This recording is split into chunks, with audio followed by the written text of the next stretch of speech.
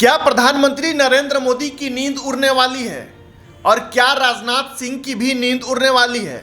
और क्या इन सब के बीच कांग्रेस नेता राहुल गांधी सुपर हीरो बनकर उभरने वाले हैं? देश की सेना से जुड़ी एक किताब ने राजनीति में भूचाल ला दिया है। एक तरफ सरकार जो कहती है सेना राजनीति से ऊपर है, तो दूसरी तरफ विपक्ष है जो पूछ रहा है क्या सेना को चुनावी मंच से जोड़ा गया? और इन सब के बीच में है भारत के पूर्व army chief general M Naravane, जिन्होंने एक किताब लिखी है 4 स्टार्स ऑफ डेस्टिनी। और इस किताब ने सत्ता और सिस्टम दोनों को कटघरे में लाकर खड़ा कर दिया है। नमस्कार, आप देख रहे हैं लोकल लेंस और मैं हूं आपके साथ राहुल तिवारी। आज हम इस वीडियो में जानेंगे नरेंद्र मोदी और राजनाथ सिंह की चुप्पी का मतलब क्या है, राहुल गांधी क्यों सरकार पर सीधे सवाल उठा रहे हैं और क्या यह विवाद भारत की सेना और राजनीतिक के रिश्ते को बदल देगा। तो वीडियो को अंत तक जरूर देखिए, क्योंकि यह सिर्फ एक किताब की कहानी नहीं बल्कि सत्ता, सेना और सच्चाई की टकरार है। इस वीडियो में सबसे पहले जानते हैं कि एम नरवणे हैं कौन। भारत के 28वें थल सेना प्रमुख, जिनका कार्यकाल 2019 से 2022 के बीच था। बालाकोट, लद्दाख तनाव, एलओसी हालात सब इनके दौर में हुआ।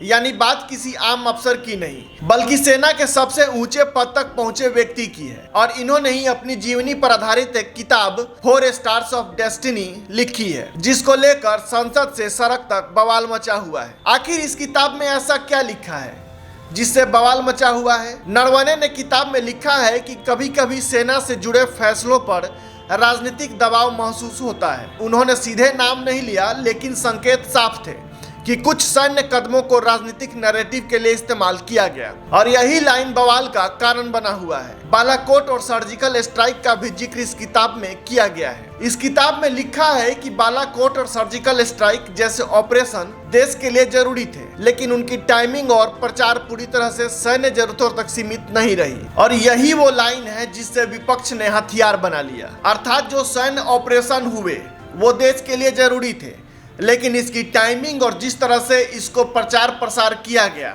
इसकी जरूरत देश की सेना को नहीं थी। यानी कि ये राजनीतिक लाभ के लिए किया गया। अब इस मुद्दे में एंट्री होती है राहुल गांधी की। राहुल गांधी ने इस मुद्दे को लेकर कहा कि सेना को राजनीति से दूर रखना चाहिए।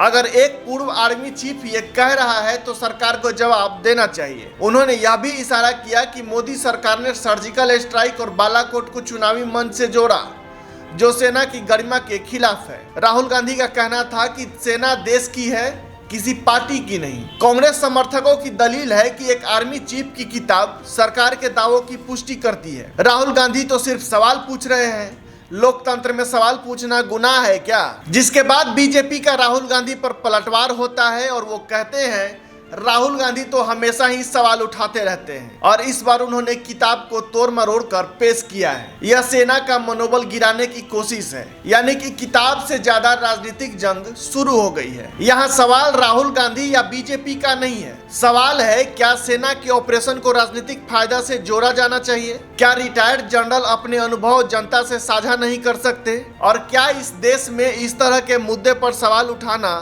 देश विरोधी कहलाएगा? इस राजनीतिक बहस के बीच जनरल नरवणे ने साफ कहा कि मैंने कोई गोपनीय जानकारी साझा नहीं किया है।